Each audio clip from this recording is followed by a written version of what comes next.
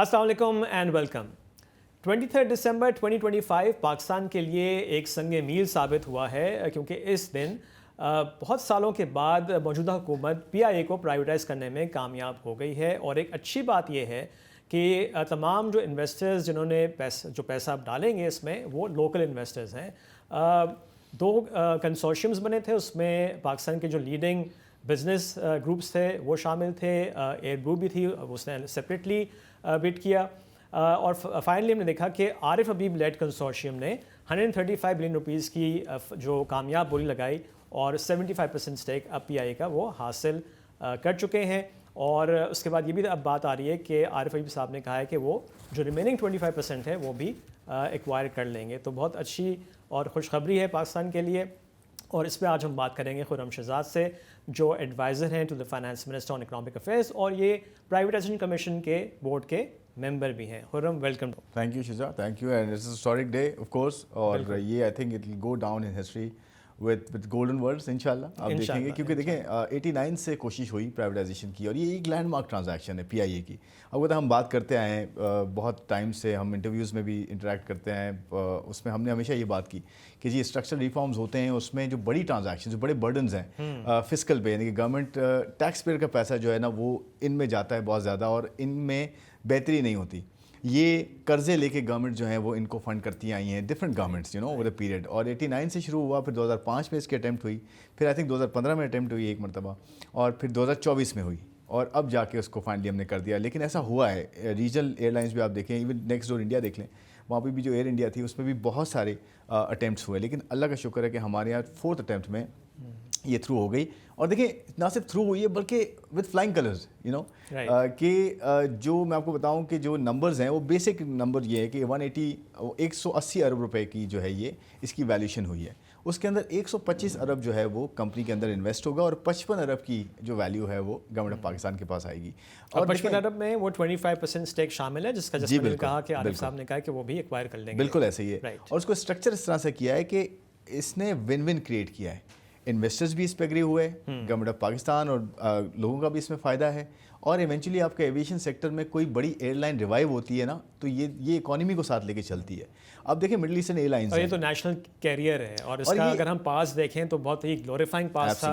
PIA used to be one of the leading airlines दुनिया की। फिर ऑफ कोर्स हमने देखा कि हालात ख़राब हुए, बट जाहिर है कि अगर हम देखें लेगेसी बहुत अच्छी है PIA की। लेगेसी अच्छी है। और देखें आज भी राइट्स उसके पास कितने हैं। मेन एयरलाइन की क्या अट्रैक्शन होती है, उसके पास राइट्स कितने हैं, लैंडिंग राइट्स, जिस डेस्टिनेशन पे आप जा रहे हैं या इनडायरेक्टली आपके पास कितनी एक्सेस है। और आज भी PIA के पास मतलब 70 और 80 जो है ना वो डायरेक्ट लैंडिंग राइट्स हैं।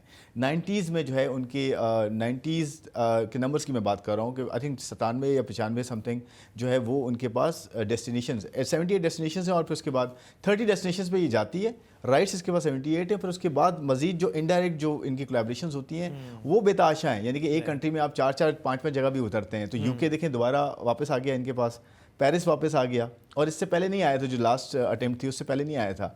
फिर गवर्नमेंट ऑफ पाकिस्तान ने थ्रू प्राइवेटाइजेशन कमीशन इसको फीजिबल भी बनाया है। फीजिबल इन द सेंस कि देखें किसी भी ट्रांजैक्शन को हमारा एक पर्सपेक्टिव क्या रहा है कि जी आप कोई चीज़ अगर नहीं चलती तो उसे प्राइवेटाइज कर दें, तो वो प्राइवेटाइज नहीं होती इस तरह से जब तक आप उसको बेहतर नहीं करते, उसको सेलेबल नहीं बनाते। तो ऐसा करें ना। आप देखें, एक मैं सिंपल एग्जांपल देता हूँ, आपकी उसकी गाड़ी होती है, कोई मोबाइल फ़ोन होता है, कोई भी आपका एसेट होता है, वो अगर उसकी खस्ता हालत है तो आप उसको बेचेंगे किस तरह से, उसको आप बेहतर करते हैं, पहले बेहतर करते हैं ताकि जो भी आपको ख़रीदार होता है वो आपको उसकी एक कीमत दे।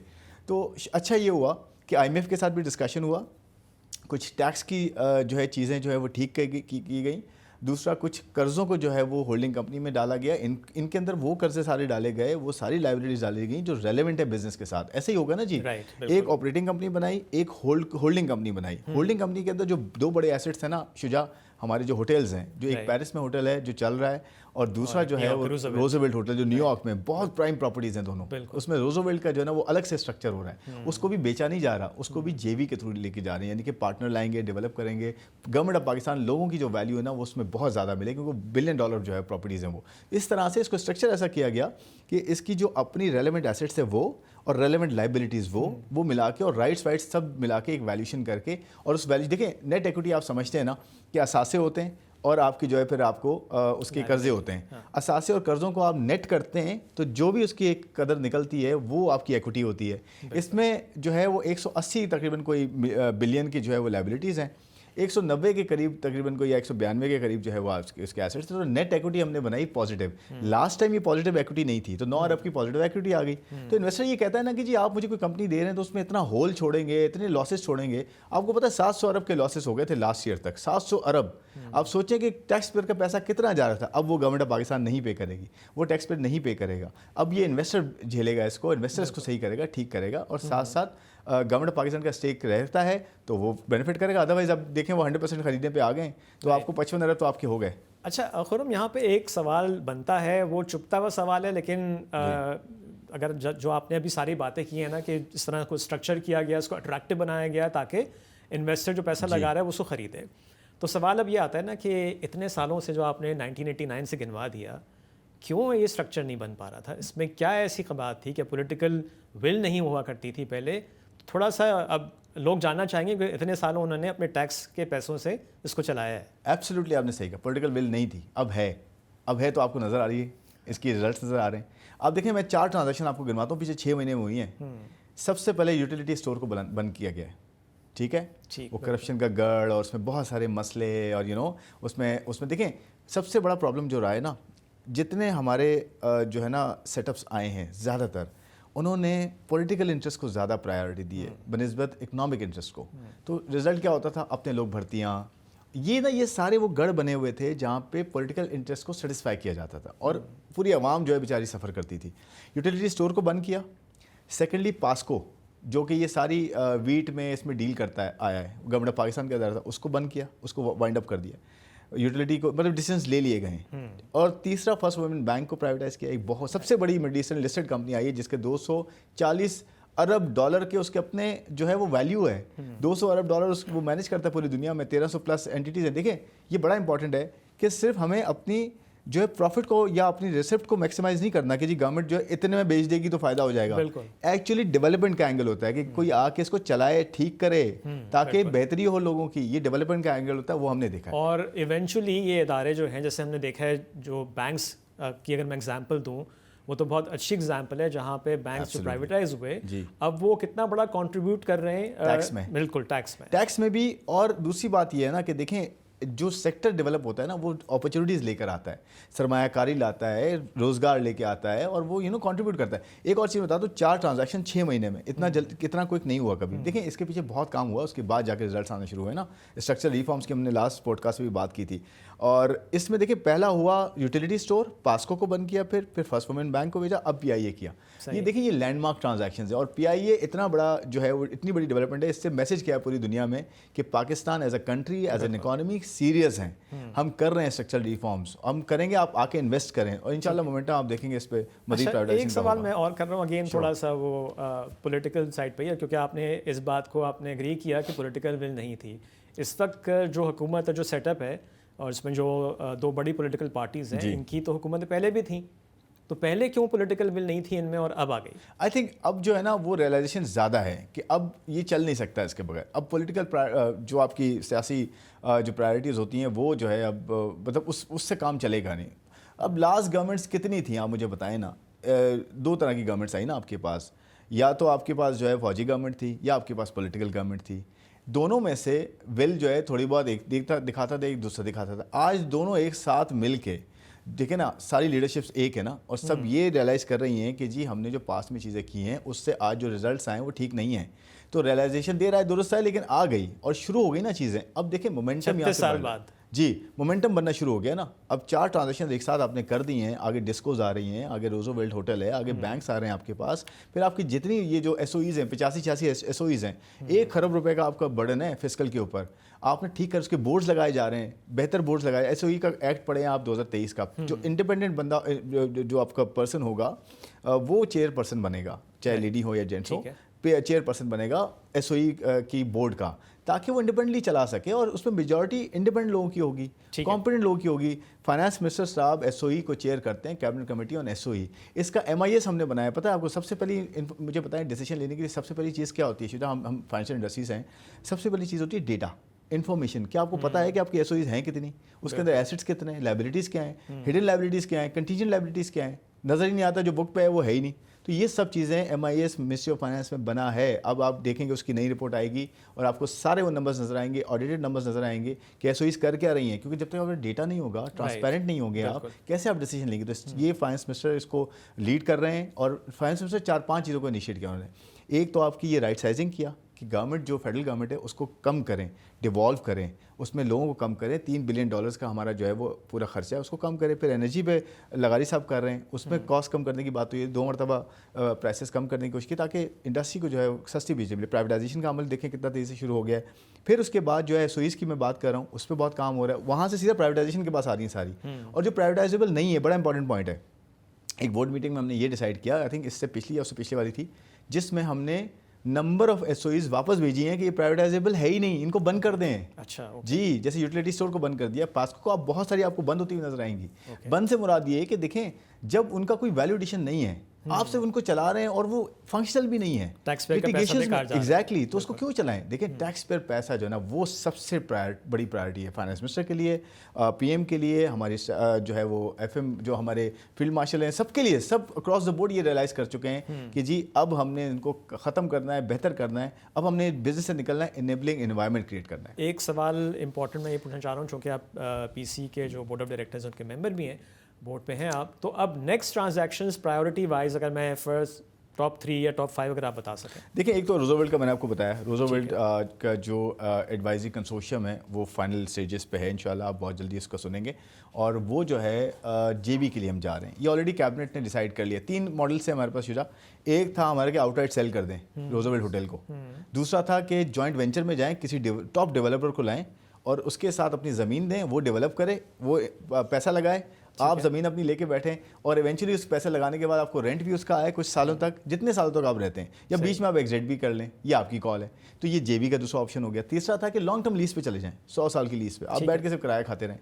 हमने ये सोचा कि जी वैल्यू भी बढ़े और किराया भी मिले, तो क्यों ना टैक्स पेयर का पैसा जल्दी वापस आए, बड़ा पैसा वापस आए। और आपको पता है रोजोवेल होटल मेन डाउनटाउन में, मैनहट्टन में, आपको पता है न्यूयॉर्क में, वो ऐसी ज़मीन है, उसके बराबर में ग्रैंड सेंट्रल है, यानी कि पूरे जो गेटवे है ना अमेरिका का, वो उसके बराबर में। आप सोचिए कितनी बड़ी आपकी वो प्राइम प्रॉपर्टी है। तो उसमें कैबिनेट का बड़ा अच्छा डिसीजन लिया हुआ, बोर्ड ने डिसीजन लिया।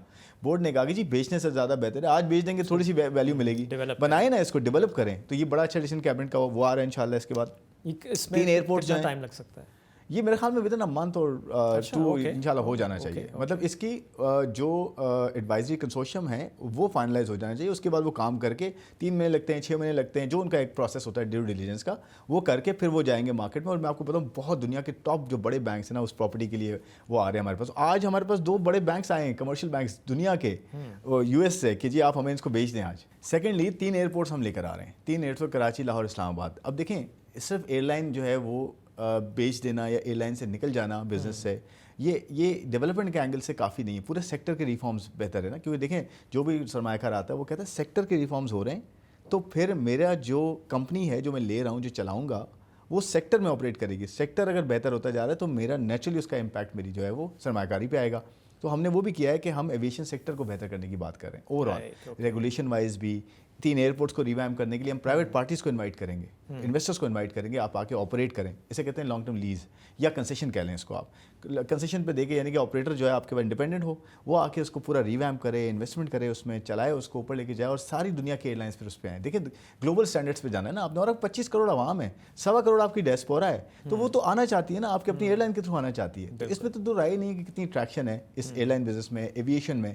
तो हम ये कर रहे हैं कि 3 एयरपोर्ट्स इंशाल्लाह आप देखेंगे, और उनमें से एक से शुरू करेंगे और फिर आहिस्ता आहिस्ता जो है दूसरे एयरपोर्ट्स का। और ये G2G नहीं होगा, ये प्राइवेट सेक्टर आएगा इसके अंदर, दुनिया से आएगा प्राइवेट सेक्टर। देखिए मैं बार बार कह रहा हूँ कि एक ट्रांजैक्शन ऐसी शुरू होती है जो कि ना एक पूरा एक मोमेंटम एवेन्यू खोल देती है। मेरा एक्चुअली सवाल यही था कि चूँकि PIA की प्राइवेटाइजेशन बहुत मुश्किल थी, फाइनली हो गई और उसमें लोकल इन्वेस्टर्स ने इंटरेस्ट दिखाया है, तो लोकल इन्वेस्टर्स ने एक मैसेज भेज दिया है कि we are ready to invest in the country, अब आप भी आ सकते हैं। कि हमेशा ये कहते हैं ना, पाकिस्तान के हालात को देखते हैं कि जी जब लोकल इन्वेस्टर्स ही इन्वेस्ट नहीं कर रहे उस कंट्री में तो बाहर वाला कैसे आएगा। बिल्कुल। तो अब ये एक, इसलिए मैंने उसको शुरू में माइलस्टोन बोला कि this could be a turning point, और जो हम वेट कर रहे हैं कि पाकिस्तान में FDI आए, पोर्टफोलियो इन्वेस्टमेंट आए, तो वो अब आई गेस इस ट्रांजैक्शन के बाद पॉसिबल नज़र आना शुरू हो बिल्कुल आएगी। आप देखेंगे कि जो बैनुल-अक़वामी जरीदे हैं वो लिखना शुरू हो गए हैं, आज भी आ रहा है और कल भी आएगा इंशाल्लाह। मैं एक और चीज़ ऐड करता हूँ कि इसके अलावा बैंक्स हैं, आप देखें जो ज़रूरी तरक्याती बैंक है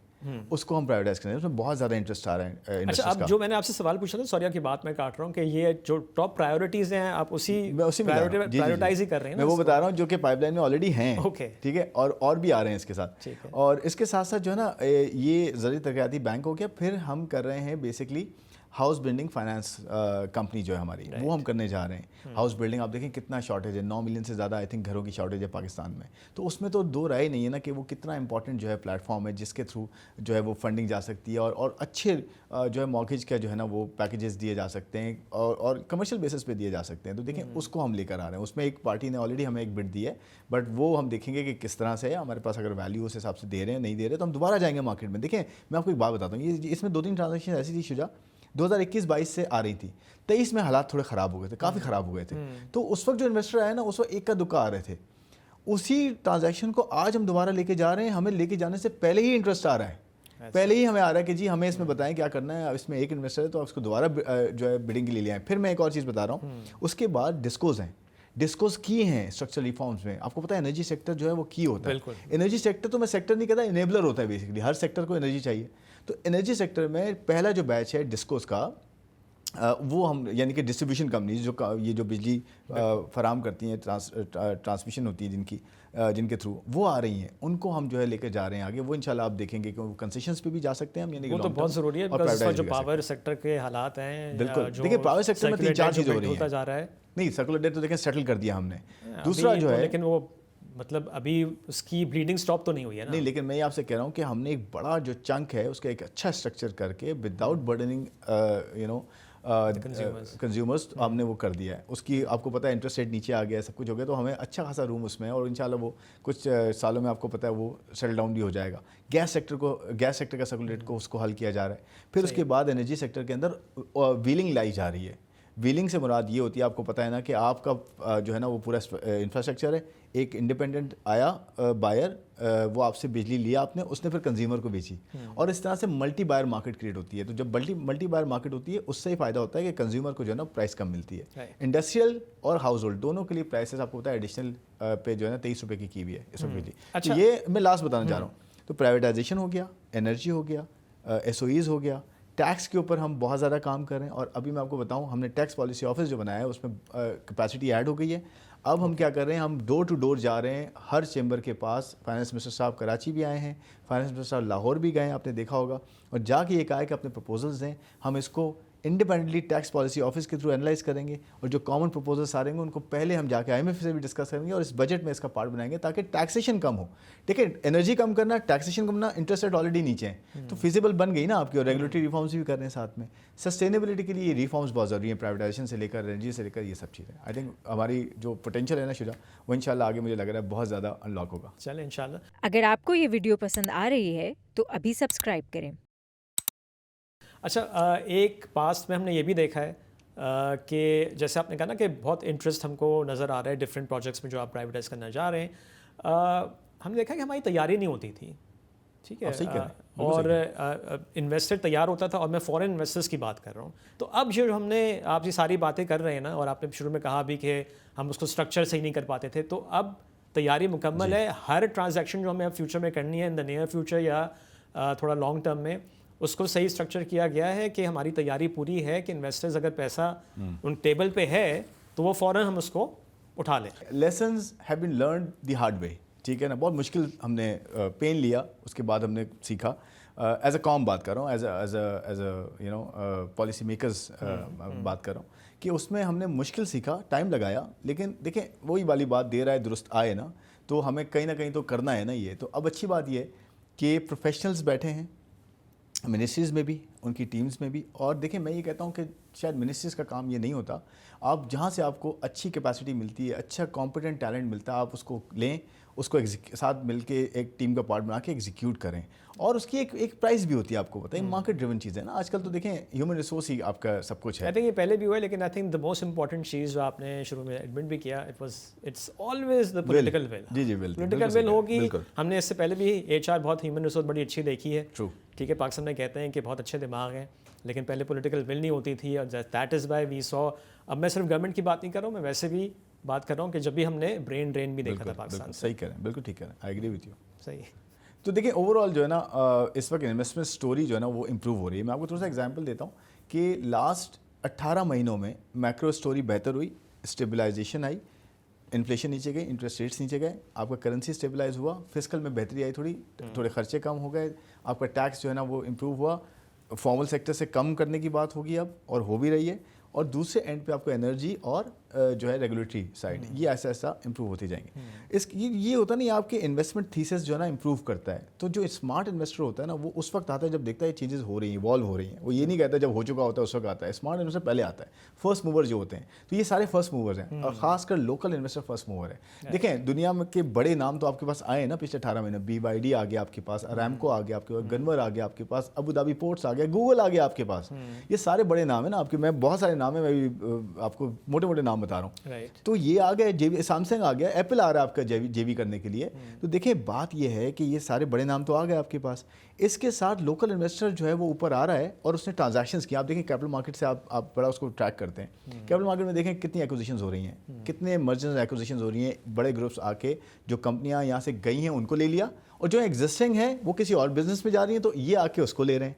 ठीक है, आपके पास बहुत सारी एग्जांपल्स है, आपके पास मंशा ग्रुप आ रहा है, आपके यहाँ साइकिल्स हैं, आपके बहुत सारे और ग्रुप्स हैं। दाऊद ग्रुप है, एंग्रो की देखें डील हुई जैज़ के साथ, टावर बिजनेस की $500 बिलियन से ज़्यादा का, $550 मिलियन से ज़्यादा की डील है, और ये अब PIA की डील हो गई। उसके अलावा 5 बड़े इन्वेस्टर्स आपके माइनिंग में गए, ये परसों की खबर है। फिर स्पेक्ट्रम देखें, फाइनेंस मिनिस्टर ने अनाउंस किया है ECC के 5G आ रहा है। तो देखिए सारे कनेक्ट करें ना तो आपका वो इन्वेस्टमेंट स्टोरी बहुत स्ट्रांग होती जा रही है। और ऐसा ऐसा SIFC की देखें आपको प्रोडक्टिविटी नज़र आ रही है, एफिशिएंसी नज़र आ रही है। 3-4 साल लगे उसमें, 2-3 साल लगे, बट उनका काम था फैसिलिटेशन करना, और वो अब कर रहे हैं। आप जाके आपको कोई इशू होता है, आप जाके उनकी वेबसाइट, उनका एक प्रोसेस है प्रॉपर, आप जाएं वहाँ जाके आप देखें, आपके मिनट्स में जो है ना वो मसला रिजॉल्व होगा।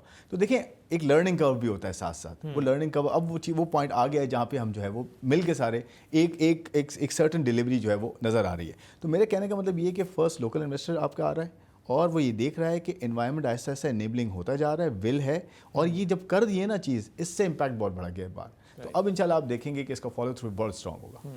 अच्छा, डिस्कोर्स पे मैं वापस आना चाह रहा हूँ, बिकॉज ये भी ज़रा एक मुश्किल, बहुत अरसे से डिस्कोर्स को भी पहले तो ये कहा था कि बोर्ड्स को हम चेंज करेंगे जी, लेकिन उस पर कोई ख़ास हमने पेशरफ देखी नहीं है। तो अब जो डिस्कोर्स को प्राइवेटाइज़ करना है, इस पर क्या होमवर्क मुकम्मल है, और ये इस पर कोई टाइमलाइन दी गई है कि जी हम इस तक इतनी डिस्कोर्स जो है वो प्राइवेटाइज़ कर देंगे? जी बिल्कुल, पहला बैच मैंने आपको बताया, आई थिंक एक जो है वो फेस्को है और गुजरांवाला है, यानी कि फैसलाबाद गुजरांवाला, आई थिंक लाहौर है।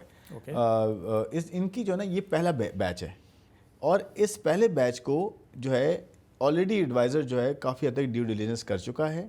इसके अंदर एसेट्स, लायबिलिटीज़, कंटीजेंट लायबिलिटीज़, देखें ये जो एसेट्स हैं ना, ये वाले जो डिस्कोज हैं, ये जो आपके एंटिटीज़ हैं, ये अनफॉर्चुनेटली बहुत ज़्यादा गंभीर हैं, बहुत ज़्यादा कॉम्प्लेक्स हैं। उसकी वजह ये है कि एक तो आपके IPPs का जो मॉडल चला उसमें फ्रेगमेंटेशन भी बहुत ज़्यादा थी, उसकी जो है ना कॉन्ट्रैक्चुअल जो एग्रीमेंट्स थे वो किसी और जो है तरीके से थे, गंभीर है, लेकिन डिफरेंट पॉलिसीज आई। उसके बाद आपने वापडा को जब जो है अलग अलग किया सबको, अब NTDC को भी 3 में कर दिया आपने।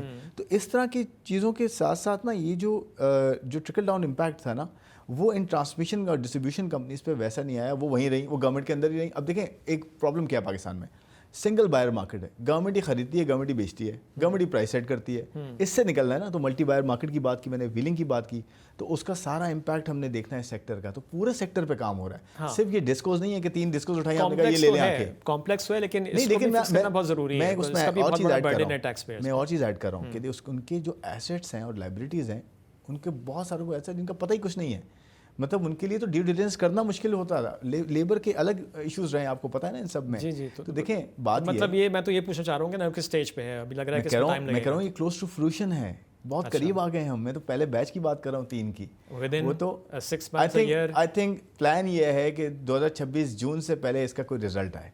हम चले जाएं मार्केट में, हम जाके जो है अनाउंस कर दें, हम जाके इन्वेस्टर को ले आएँ, रोड शो करना शुरू कर दें, तो जून से पहले तक इंशाल्लाह हमारा प्लान ये कि हम करें, बट थोड़ा बहुत आगे पीछे हो सकता है, लेकिन काफ़ी हद तक काम हुआ है और एडवाइज़र एल्वेजन मार्शल इसके ऊपर है, एनर्जी जो पावर मिनिस्ट्री है वो काम कर रही है, बहुत डिलीजेंटली, बहुत रिगरस इस पर काम हो रहा है और प्राइवेटाइजेशन कमीशन दिन रात कर रहा है, अपनी कैपेसिटी बिल्ड कर रहे हैं हम लोग ला रहे हैं, नए ऐड कर रहे हैं, यंगस्टर्स ऐड कर रहे हैं हर एरिया में, हर सेक्टर वाइज। ये पूरा जो पीसी चेयरमैन उन्होंने प्लान पूरा बनाया, फिर सेक्रेटरीज हैं हमारे, सेक्रेटरी साहिबान हैं, उन्होंने इसको पूरा जो है डिलीजेंटली इंप्लीमेंट कर रहे हैं। तो देखें बहुत सारी चीज़ें जो एट अ टाइम चल रही हैं, इन पैरेलल चल रही हैं, तो वो इतना आसान नहीं होता लेके चलना, but we are trying our best कि ये जल्दी हो, क्योंकि देखें जितना हम जल्दी करेंगे उतना ज़्यादा हमारा जो लॉस है ना वो कम होगा, टैक्स पेयर के जो है। अच्छा, एक और सवाल थोड़ा सा I think I don't know है तो इम्पोर्टेंट बहुत, बट अगर आप इसका जवाब दे सकें, जहां हम फिस्कल साइड की बात कर रहे हैं उसमें हमने देखा है कि बड़े अरसे बाद एक और डेवलपमेंट हुई, वो एनएफसी की मीटिंग थी। अच्छा, पहली मीटिंग में तो सारे हम कुछ ज़्यादा एक्सपेक्ट नहीं कर रहे थे, लेकिन अब ये बताइए कि इस पर कितनी ज़्यादा पॉलिटिकल विल है, बिकॉज ये भी पॉलिटिकली एक मुश्किल चीज़ लगती है, बट इस पर भी कोई टाइमलाइन सेट की गई है? देखें बहुत अच्छी मीटिंग हुई पहली वाली, हम एक्सपेक्ट कर रहे थे बहुत ज़्यादा हो सकता है, इतनी आराम से ना हो, लेकिन अल्हम्दुलिल्लाह सारे चारों सूबों ने जो है और खुद आए, खुद बैठे, पूरी टीम्स आई उनकी, बैठ के बात की, सब ने अपने अपने पॉइंट ऑफ व्यू डिस्कस किया और बहुत अच्छे माहौल में सीरियसली। और ये देखें आप, जो हमारे केवी के चीफ मिनिस्टर थे वो पहले हमारे पास आए, फिर वो कहीं और गए, तो ये बहुत अच्छी चीज़ें हुई अल्हम्दुलिल्लाह। और जो है उनके फिर जो इकनॉमिक टीम थी वो भी आई, सिंध की टीम आई, बलूचिस्तान और पंजाब, हर कोई जो है उसने आके अपना वे फॉरवर्ड किया है, उसमें भी कोई टाइमलाइन देखें, टाइमलाइन देखें उसमें होता ही है कि उसमें आपको डिस्कशंस करनी पड़ती हैं, ये एक कंसेंसस के साथ होता है, ये मेजॉरिटी नहीं होती, आपको पता है ना, ये एनएफसी कंसेंसस के साथ होता है, ये नहीं होता कि 3 एग्री कर रहे हैं, एक नहीं कर रहा तो चले आगे बढ़ते हैं, ऐसा नहीं होता, ये चारों को एग्री करना है, तो ये बड़ा इंपॉर्टेंट है। लेकिन उसका मेरे ख्याल में एक फ्लूइड जो है वो एक फ्लो है उसका, मतलब उसका प्रोसेस है, बट वी आर श्योर कि ये सब ने ये रियलाइज़ किया है कि इसको रिव्यू करने की ज़रूरत है। एनएफसी, अब सामीन को, अपने नाज़रीन को बता भी देते हैं कि एनएफसी बेसिकली ये होता है कि जो फेडरल का शेयर होता है, सिंपलिस्टिक टर्म्स में, फेडरल का जो टैक्स का शेयर होता है वो जाता है सूबों को, तो उसमें कुछ फार्मूलाज हैं कि जी किसकी पॉपुलेशन ज़्यादा, पॉपुलेशन का वेट सबसे ज़्यादा है। देखिए एक बड़ा इंपॉर्टेंट पॉइंट है, फेडरल में हम ये बात करते हैं कि जी 2 बड़े एग्जिस्टेंशियल थ्रेट्स हैं पाकिस्तान को। नंबर 1 जो है वो पॉपुलेशन है, इतनी ज़्यादा ग्रोथ है और हमारे पास रिसोर्सेज उतने नहीं है या हम उस तरह से मैनेज नहीं कर पाए, तो एक तो उसको हमने कंटेन करना है, पॉपुलेशन को। सेकेंडली क्लाइमेट को, बहुत बड़ा थ्रेट है क्लाइमेट, आप देखें ना किस तरह से हमारे लोग अफेक्ट हो रहे हैं। इसमें से पॉपुलेशन जो है, हम फेडरल में फंडिंग ले रहे हैं, हमारे पास अल्लाह के शुक्र बहुत फंडिंग आ चुकी है, 1.2 बिलियन डॉलर्स IMF ने हमें एडिशनल जो है वो एयरमार्क किया है। फिर 20 बिलियन डॉलर्स जो वर्ल्ड बैंक ने पहला प्रोग्राम किसी कंट्री के साथ किया, वो हमारे साथ किया है कि जी आप 20 अरब डॉलर लें, और IFC कह रहा है मैं प्राइवेट सेक्टर में इन्वेस्ट भी करूंगा, वो 6 उसके पैरामीटर्स हैं जी, 40 बिलियन का टोटल प्रोग्राम है, यानी कि IFC का कितना हिस्सा, IFC 40 प्रोग्राम है हमारे लिए, ये Shuja over the next how many years, 20 years, देखिए मैं कह रहा हूँ 20 इयर्स, सॉरी 10 इयर्स का $20 बिलियन का प्रोग्राम है वर्ल्ड बैंक का, जिसमें 6 पैरामीटर्स हैं, उसमें लर्निंग पॉवर्टी भी है, उसके अंदर जो है वो हेल्थ केयर है, बच्चों की जो है वो है एजुकेशन है, उसमें क्लाइमेट है, उसमें पॉपुलेशन है, उसमें फिस्कल है, उसमें बहुत सारे एरियाज़ हैं। वर्ल्ड बैंक ने डिज़ाइन किया हमारे साथ मिलकर कि हम आपको $20 बिलियन देंगे लॉन्ग टर्म, 10 साल के अंदर, हर साल $2 अरब देंगे, आप अपने प्रोजेक्ट्स लाएं, अपने प्लान्स लाएं, कैसे करेंगे, ठीक है, ये हमारा काम है। अब सेकेंडली जो IFC है वो ये कहते, उसने ये कहा कि जी वर्ल्ड बैंक आपको $20 अरब देगा, तो मैं प्राइवेट सेक्टर में इन्वेस्टमेंट करूंगा, राइट,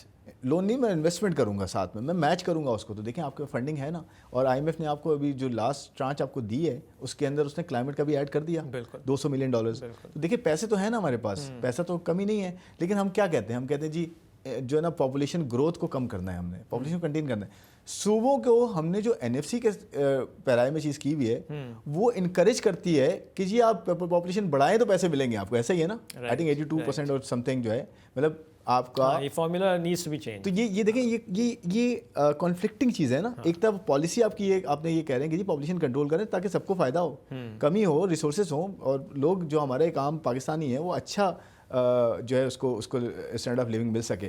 सूबों को आप ये कह रहे हैं कि जी आप पॉपुलेशन बढ़ाएं, आपको तब पैसे देंगे, तो देखें इसको रिव्यू करने की ज़रूरत है, तो इस पर बात इंशाल्लाह होगी और हो भी रही है। इसमें बहुत सारे और पैरामीटर्स हैं, बहुत अच्छी सजेशंस आई हैं इंडिपेंडेंट इकोनॉमिस्ट की तरफ से, इंडिपेंडेंट डेवलपमेंट इकोनॉमिस्ट की तरफ से, वो सारी चीज़ें इंशाल्लाह कंसिडर होंगी और अच्छा डिस्कशन होगा। I am hopeful, very hopeful कि सारे सूबे फेडरेशन को भी स्ट्रॉन्ग करेंगे, खुद भी स्ट्रॉन्ग होंगे, और थर्ड लेयर ऑफ डेमोक्रेसी सबसे इंपॉर्टेंट, हम हमेशा बात करते हैं लोकल गवर्नमेंट्स, उस पर मज़ीद काम होगा। और ये जो प्रोविंशियल फाइनेंस कमीशन है वो फिर लोकल पे जाएगा, ताकि रिस्पॉन्सिबिलिटी, फाइनेंसिंग, हर चीज़ लोकल गवर्नमेंट को मिले, ताकि वो एक आम आदमी के दरवाजे पे जाके उसको खिदमत कर सके उसकी। सही, चलें ऑन दैट पॉजिटिव नोट और keeping a fingers cross, hopefully चीज़ें आगे बढ़े और पाकिस्तान तरक्की करे। Thank you very much Khurram. Thank you शिजा for having me. Thank you.